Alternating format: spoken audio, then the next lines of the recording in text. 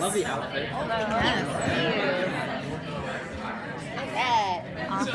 So Thea needed to kind of take a break after last season to kind of like find out why she's fighting. What can we expect to see when we come back to season 5? Starting off, I mean, as you all know, Oliver ended up winning the campaign to become mayor. So one of her major duties right now is helping out her brother instead of inside the lair, inside of the mayoral office. So she's kind of spearheading, not necessarily his campaign anymore, but all of his policies and everything for him right now. And because he's basically, instead of moonlighting as a vigilante as the mayor, he's a vigilante moonlighting as the mayor. So Thea is kind of left there picking up all of the pieces left behind when he's not able to, be there and do his mayoral duties and job. Because, as you guys saw at the end of the season, she kind of decided to hang up the suit a little bit and kind of take some time off to figure out what she is on her own. So this is very much helping her. Are you going to miss doing all of that stuff? More than anybody could ever miss doing anything.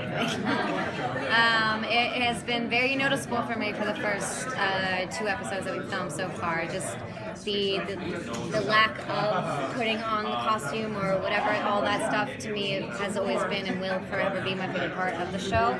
And it's not that element is not still there by any means, but Thea's definitely taking a different role in her life and a different role in Star City altogether.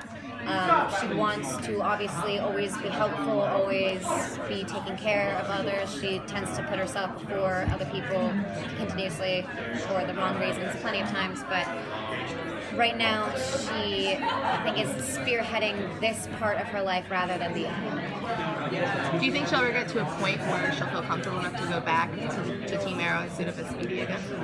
I hope so. I really hope so. And I think that's always and forever definitely a possibility and probably a thing that is inevitably going to happen again at some point. I don't think for any of us that our costumes or our evolutions are dead in our past. They always come either back to haunt us or come back to be relived through us.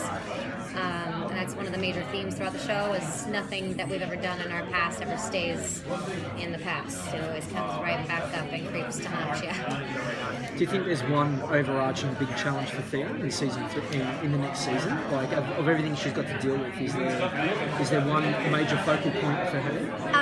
Off the top, I think the major focal point is figuring out exactly where she left herself off in season 4. Because towards the end of season 4, as much as she really grew into being Speedy, she had gone through the whole bloodlust phase, thought that she got rid of it, was kind of doing her best to combat all of those urges. And then the whole no-kill part of being on Team Arrow was a very helpful thing about that because it wasn't allowed to go push above the line or above the limits. Was always combated by Oliver, by the other team members. They would always hold her back. And then when things got so hectic and so crazy towards the end of season 4, everyone just kind of lashed out. There was no holding back anymore because we needed to stop the big bad. And he was having all those magical powers. We had to go above and beyond our own human abilities, and the bloodlust helped in that scenario. But after her holding a knife to a little girl's throat, I think she was just like, that's where I crossed the line, a little too far again. And she doesn't have the bloodlust to lean back on as an excuse for that anymore because she's, in her mind, combated that already.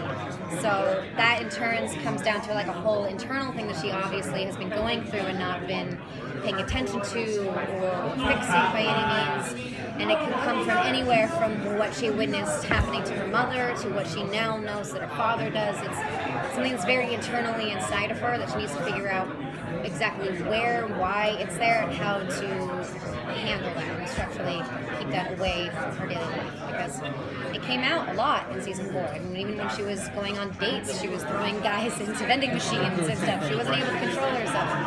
So this season is very much about her defining herself on her own action for the first time. As much as we'd like to think that season 4 was her doing that, it wasn't. This time she's now actually defining herself.